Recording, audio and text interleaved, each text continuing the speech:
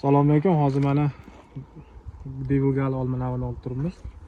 Ko'rib turibsizlar, to'liq shoxlab bo'lgan. Endi bu tikka o'sib ketmasligi uchun biz buni mevali shoxga aylantirishimiz kerak. Buning uchun bizga kerak bo'ladi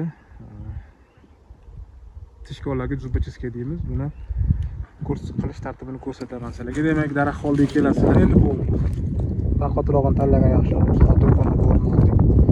Buni tanaga sekin joylashtirib qism tiqib buni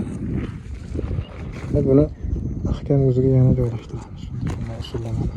Shamolda hech narsa tushib ketmaydi bu. Muammosi yo'q. Va ikkinchisini qilamiz. Endi mana buni qilamiz. Va buni tanaga yengil botiramiz. Yengil. O'zi odam qo'liga seziladi. Keyingisini darishda davom ettiramiz. Mana masofa. Ko'ryapsizlar, shoxlarni egib chiqmayman yengil. Buni boshqa usullari ham bor. Masalan, qilishimiz mumkin. Qisqichda ham qilishimiz mumkin. Qisqich deymiz, o'zimiz oddiy qisqichda shunday ham qilishimiz mumkin. Endi hozir bu do'konda bor variantidan foydalanamiz. Endi zubочисткamiz bahotirroq bo'lishi kerak. Tishlar sinib ketishi mumkin mana bunaqa agar nozik bo'ladigan bo'lsa. Nozik bo'lsa ham noqulay tug'diradi. Berasiz buni. Va buni ham mana xuddi shu usulga olib kelamiz. Buni joylashtiramiz va yoqqa yo'nalishiga yengil tanaga o'zi kirgani seziladi qo'lga. Mana berasiz.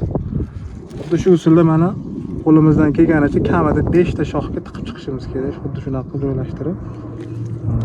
Mana berasiz. Buni tikka shoxlarni mana bunaqa tikka shoxlarni biz yotqizib chiqamiz. Tikka shoxlarni yotqizishdan maqsad o'sib ketmasa, keyingi yilga xudo xolasa to'g'ridan to'g'ri yaxshi hosil olamiz. Mana yengil mana bu tomoniga yotqizamiz va bu yeriga joylashtiramiz. Berasiz. Meni bitta bersiz. Demak 1, 2, 3, 4, 5, 6 eng kuchli o'sgan taxminan 30 santimetrli bo'lgan shoxlar hammasini xuddi shu usulda egib chiqsak, xudo xolasa keyingi yilga hosildorlik inshaalloh yaxshi o'sadi. Bo'ldi. Jarayon xuddi shu usulda ishimizni davom ettiramiz. Faqat bitta narsaga e'tibor berishimiz kerak. Zubочисткamiz, ya'ni tish kovlag'ichimiz baquvvat bo'lishi kerak. Chunki botirganimizda sinib ketyapti. O'shaning uchun xarid qilayotgan paytda e'tibor beringlar. Обязательно baquvvati yaxshisini olinglar. Noziklari yaxshi bo'lmaydi, mana bunaqa chiqib ketishi mumkin mana. Salga sinib ketyapti. Imkon qadar qalinrog'ini, yaxshirog'ini olganinglar o'zingizga foyda beradi. Demak, mana tikka o'sayotgan shoxlar bor mana. Bularni mana shu usulda yengil egamiz, mana qiyin emas. Faqat tikkalariga mana bunaqa kichkina yotganlarga hozircha shart emas. Mana shu oy o'zida mana shuni bundoq o'zining nomiga joylashtiramiz. Qo'limizga seziladi. Va buni yana yotqizishimiz mumkin bemalol mana. Buni kirgizdik bo'ldi.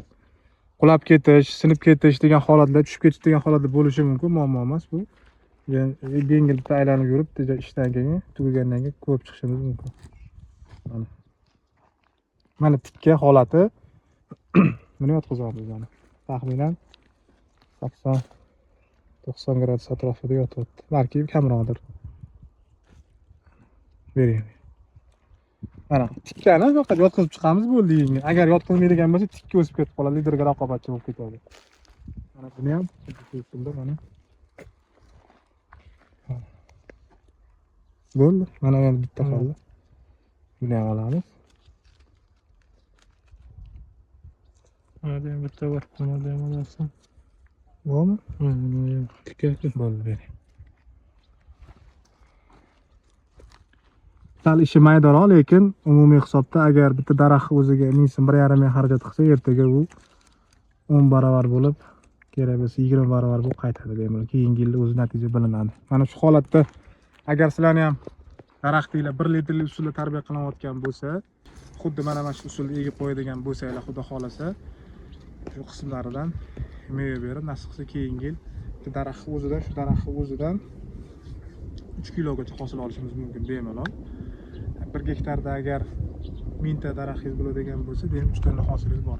Faqat hamma agrotexnik ishlarni to'liq bajarishingiz kerak bo'ladi. Shundagina natijaga erisha olasizlar. Bo'lmasa ham juda qiyin masala, erishishinglar qiyinlashib ketaveradi. Xuddi shu usulda qilishni tavsiya qilaman. 1 litrlik usulda keyingilik hosil olishi xudo xolasa garovi mana mana shunaqa texnik ishlar. Bu birinchi boshlanishi, yana keyingi oy kelamiz, yana kichkina o'sgan shoxlarni ham dalishga ketaveramiz hammasi.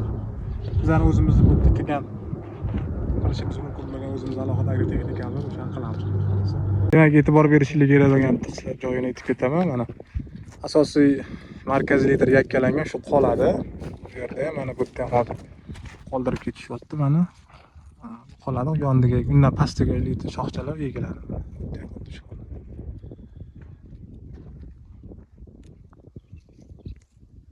Bitta daraxtga taxminan ketsa bir 20 sekund vaqt yoki 1 minut vaqt ketsa mayli uzog'i.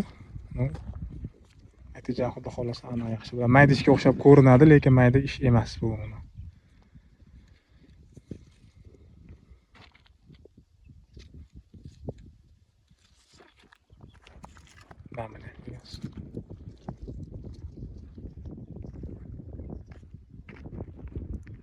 emasmi? Qo'lga sezilyaptimi? Kirgan ikkita tomoniga. Mana tikkaydi, shox o'zi yotdi. Mana bu pomidorlarda ham tikkaydi. O'zi demak yotdi bo'lmay xalos. Holat mana shu holatda. Xolos faqat yengil aylanib chiqish kerak. Ish bitgandan keyin tushib ketganlari bo'lsa joylashtirib chiqiladi, lekin katta ehtimol bilan tushmaydi xudo xolasa. Mana bu yerda ham jarayon tugadi o'zi.